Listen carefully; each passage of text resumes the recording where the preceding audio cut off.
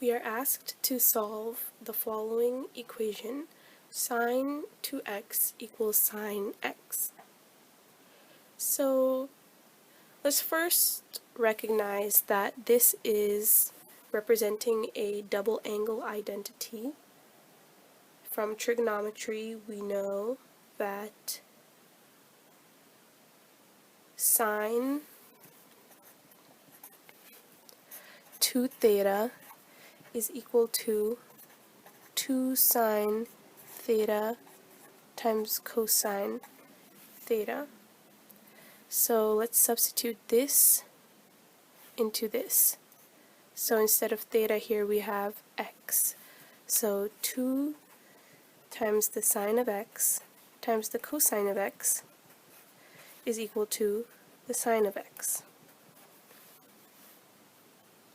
Next, let's subtract this over onto this side of the equation. So 2 sine x times cosine x minus sine x equals 0. Now both this term and this term have a sine x in common, so we can factor that out. So sine x, if we factor that out of both of these terms, we are left over with 2 times the cosine of x minus 1 equaling 0.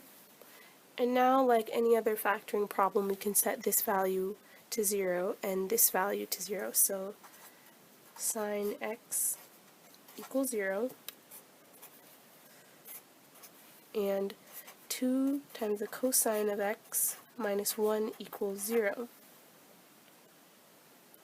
So for this part, let's look on the unit circle and find all the angles whose sine values are equal to 0. Those two angles are 0 and pi. For this part, let's solve this by first adding 1 to the other side. So 2 times the cosine of x equals 1. Then let's divide both sides by 2. Cosine x equals 1/2. Looking at our unit circle, let's identify all the angles whose cosine values are equal to 1/2, and those are pi over 3 and 5 pi over 3.